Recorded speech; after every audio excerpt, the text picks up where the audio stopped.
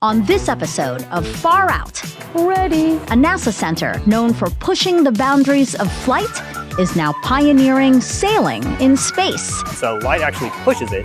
And building robots that can creep and crawl around the moon. Whoa! You think you know NASA. Well, think again. I'm Megan Cruz. Come with me to experience the extraordinary, the unexpected. This is Far Out. Trivia time! There are NASA centers across the country. Can you name which opened first? Here's a hint. It's in Virginia, and an award-winning film featured some of its hidden heroes who helped get us to the moon.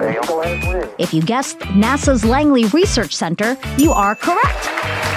And way back in 1917, just a few years after the Wright brothers' historic flight at Kitty Hawk, Langley opened as the nation's first civilian facility focused on advancing human aviation. But nowadays, Langley isn't limited to aeronautical research. People here do all sorts of cool stuff, like Jim Nealon, who's designing and building soft robots. Let's see if we can chat with him. Jim. Hey, Megan. Oh, hey, Jim. Did you want me to come down, or are you coming up? Grab a hard hat and come on down. Okay. It's one small step for man, one giant leap for mankind. Megan, welcome to the surface of the moon. I appreciate it. It was so easy. I just went down a ladder. We do it every day. Because this here is why Jim and his team are making soft robots.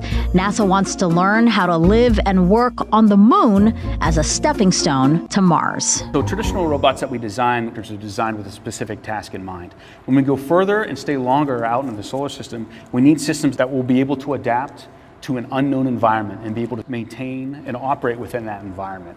Okay. Soft robots give us that ability to do that. They can form around strange unknown objects and be able to manipulate them or move around them a lot better than a traditional robot would be able to. And because soft robots, made mostly of silicone, are soft. If there are astronauts around these robots and they come in contact with the astronaut or the spacesuit, there's no damage there, so they're safe for people to operate around. I want to see these soft robots in action. So we leave the moon and head to... Our lab space is right over here. Okay.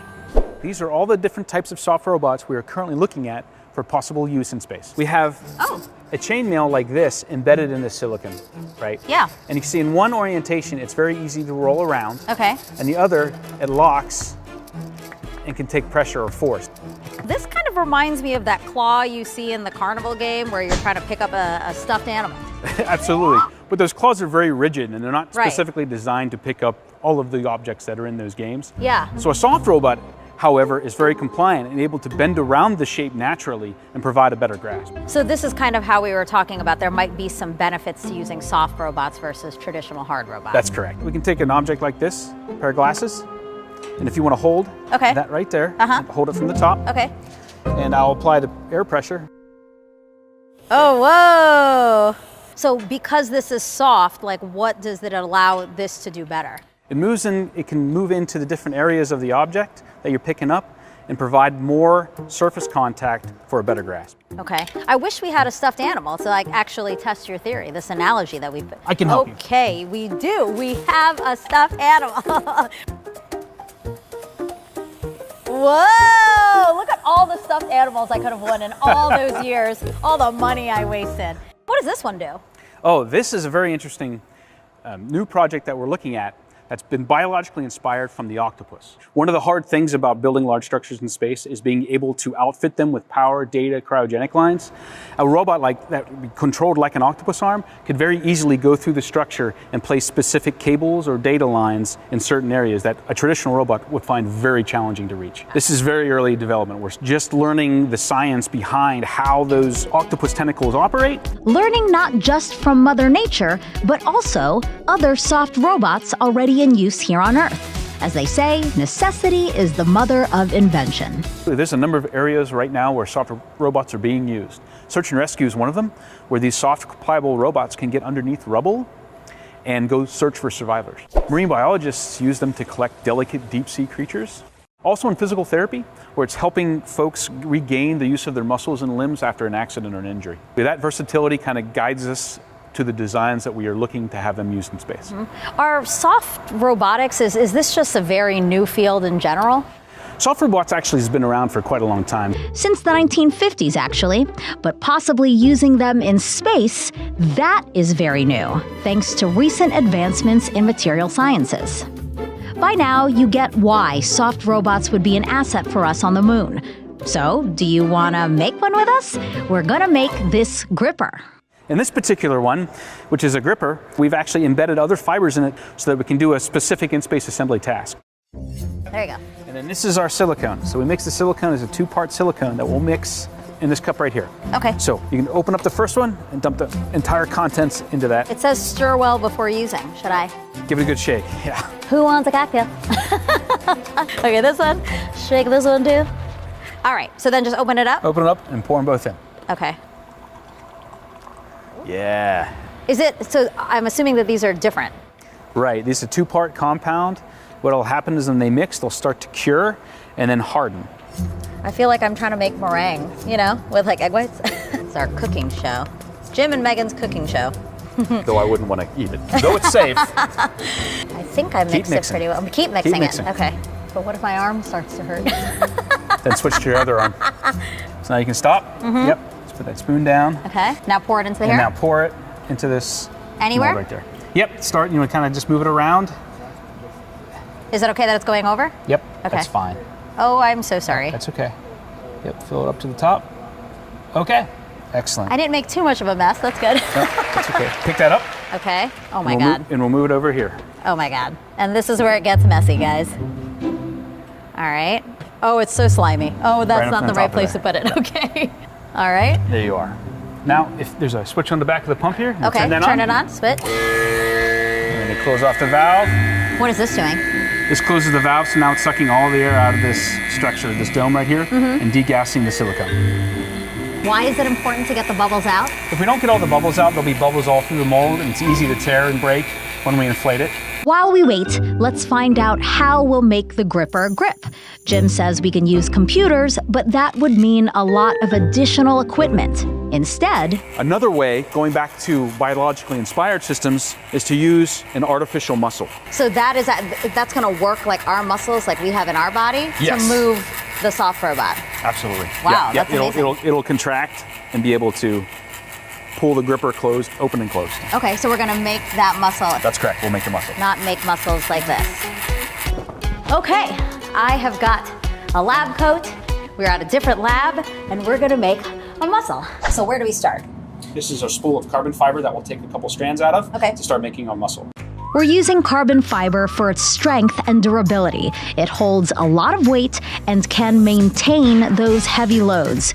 We measure out the fiber strands, then add metal ends. I don't even think I'm doing anything, actually, am I? You're slowly closing your teeth. We then give the fibers a bath in a silicone mix like we used for the soft robot mold. That does not smell great. It smells strong. It's important to coat them as much as we can because The silicone helps ensure that when we add the heat via the current that we pass through it, that the coils expand and then compress the entire length of the fiber, and that's how we get our motion of the fiber. Oh, okay. So this is what kind of ensures the movement. That's correct. Okay. It is really hard to dip in here.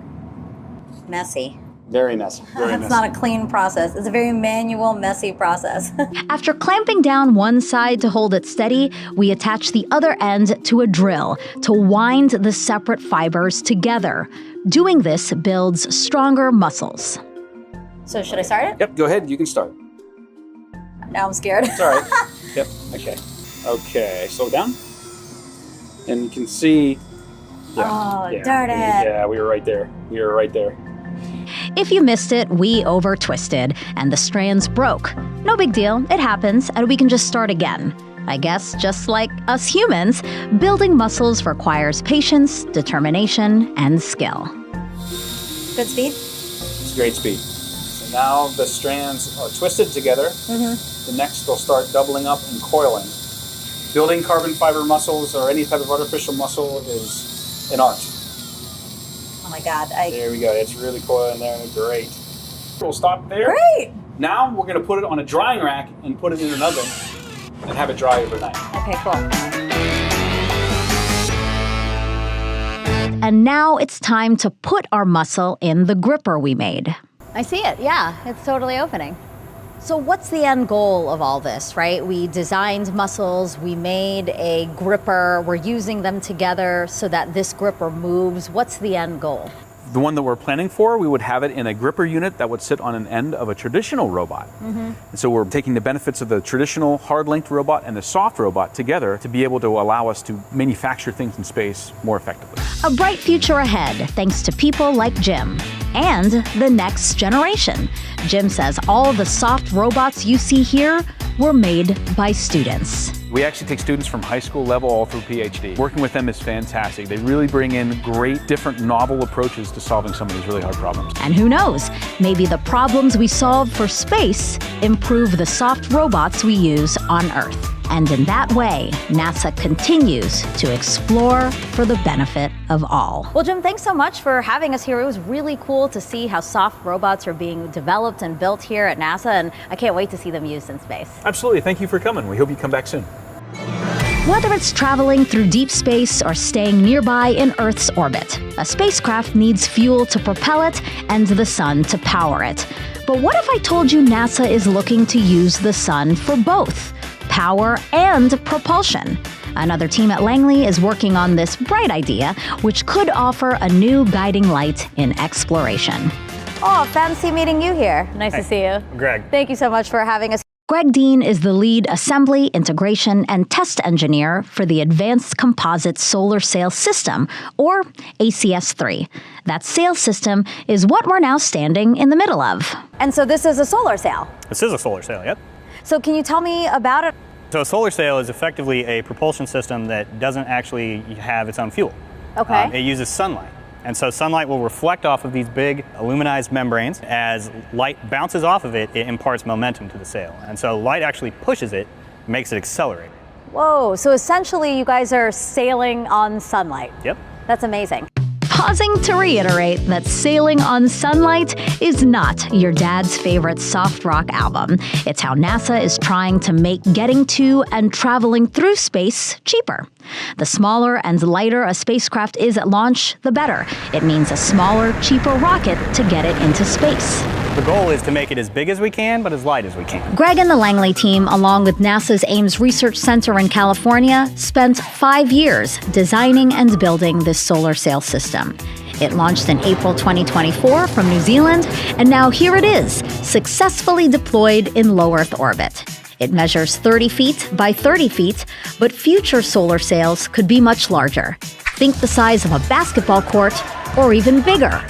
Either way, the system will need to fold down as much as possible into a box the size of a microwave. So this is the boom, these are the sails, these booms deploy the sails? Yep. Okay. Yep, the booms deploy outward and it drags the sail with it. We have the solar panels here. Okay. Okay, and then if you look down underneath, this black part from about here to here, Right? that is the spacecraft bus itself. From there downward is what we call the sail boom subsystem.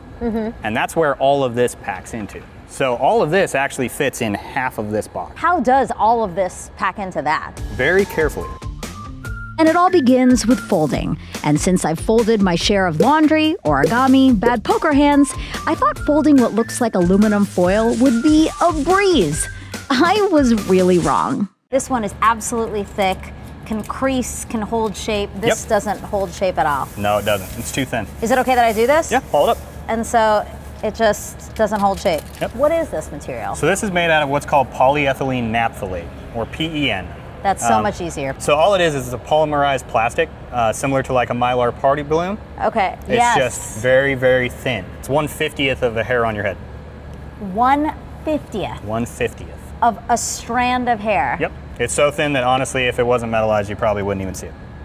Okay, so listen, my mind was just blown. I think now we need to put one of those mind-blown emojis on the screen here. I'm beginning to think this will be more like folding a fitted sheet. Impossible, but we're gonna give it a shot. And we'll do that inside this special enclosed area where we assemble the sails. All right, let's fold this thing. So just like when you buy a new piece of electronics, we got to peel off the wrapper. Can I peel it off from this side? Absolutely can. Okay. Oh, I thought I ripped it. I had a mini heart attack. So what we're going to want to do is pick this up and bring it into our track right here. Okay. And then important thing to point out is it does like to try to roll on itself, so we'll Okay, just I saw try to that prevent already. that. Yeah. It is really hard to move this with gloves on because the gloves prevent you from feeling it, and it's already so thin, so it's like you're Yep. not touching anything. Now that you've laid down your first layer, Okay. we have these strips of paper. Right, gotcha. So what we're gonna do is we're gonna lay this down in here, Yeah. and then we're gonna Z-fold this, so we'll bring this entire edge back to us. Okay. So does this have to be perfect? No. For what we're doing us, today. Yeah, no. yeah. No, but I mean for like when it flies, right? So already this edge is starting to curl. It's kind of a spectrum, let's say. Okay. It does need to be good enough. Okay. But you know, that's sort of relative because it doesn't hold a crease. That's why Greg says it takes one person, one work week to fold one quadrant. So that's a month to fold an entire sail. This is making me like never want to fold anything ever again. Ta-da! There you go. All right, I hope we did okay. Next up, we'll need to roll the sail around a spool. I'll pull the paper. Mm-hmm. What you essentially want to do is with your left hand, you're gonna turn this. Okay. And then with your right hand, Keep it you're gonna flat. pull this nice and tight against it. Because again, so this is a real size spool for the spacecraft, right? So Okay. if your quadrant doesn't fit on that at the end of this, it's not gonna go in the vehicle. I held my breath, afraid to rip the sail, which made me wonder what happens if the sail rips in space? I mean, there's a lot floating around the Earth, from micrometeorites to space debris.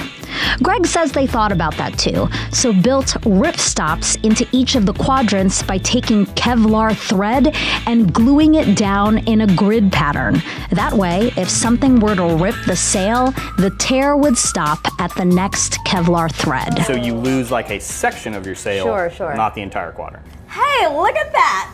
I'm so proud of ourselves. There you go. Remember, this is only one of 4 sail quadrants. If this were the real thing, we'd spool 3 more. Next step in the process, rolling up the booms. Think of each like a tape measure, rigid, but you can roll it up. When unrolled, it becomes rigid again. Your job here is basically you're gonna have one hand on top Okay. to help that transition from mostly flat to completely flat. Okay.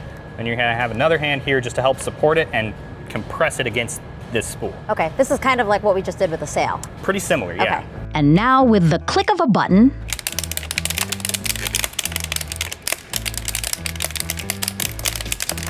Am I doing okay? Yeah, you're doing great.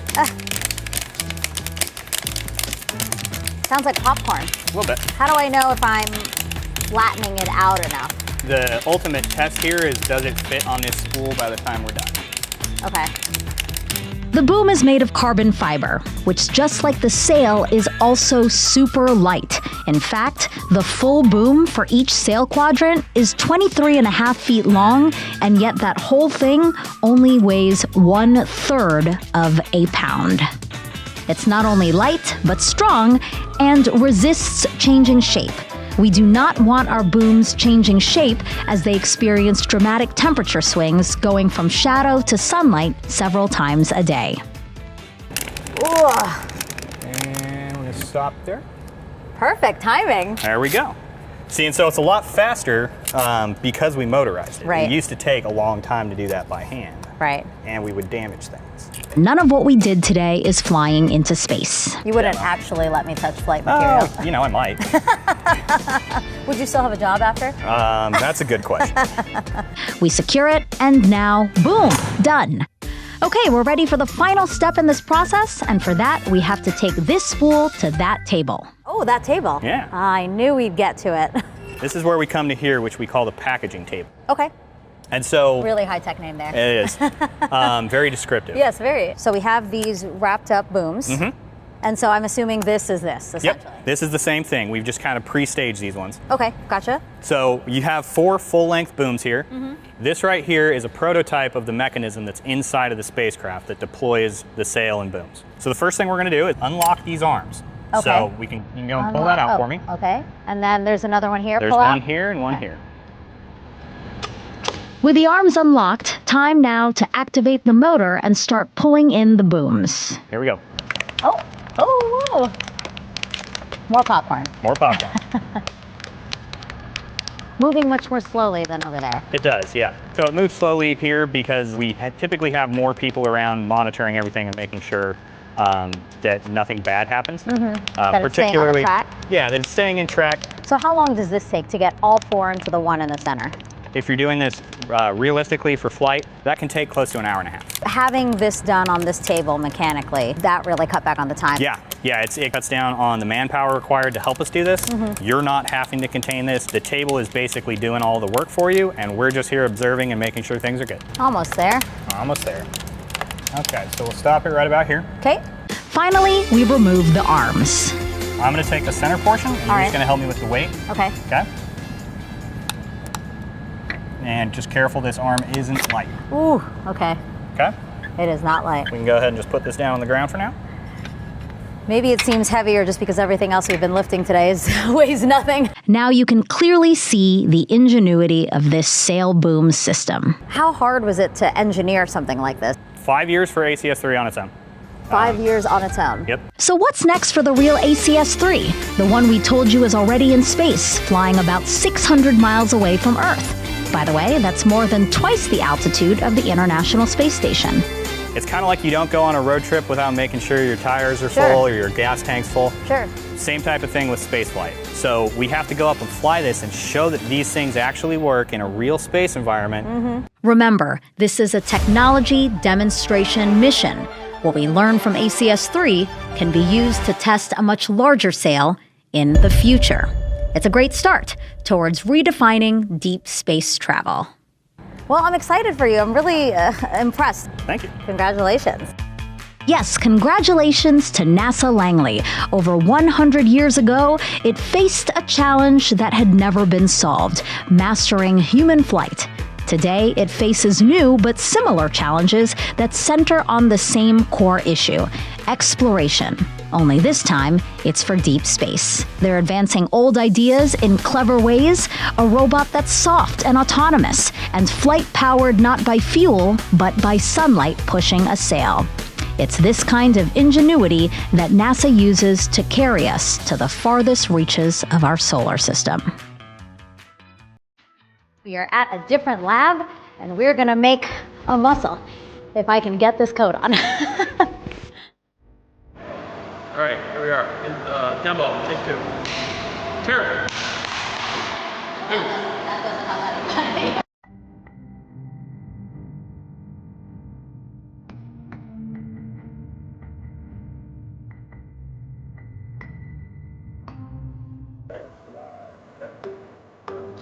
I gotcha. All right, I do fit in a spot.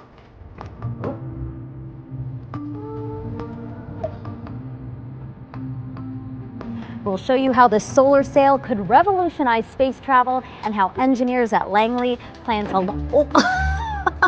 Absolutely. Thank you for coming. We hope you come back soon. Sorry. Just leave it at that. Yeah. Hope you come back soon.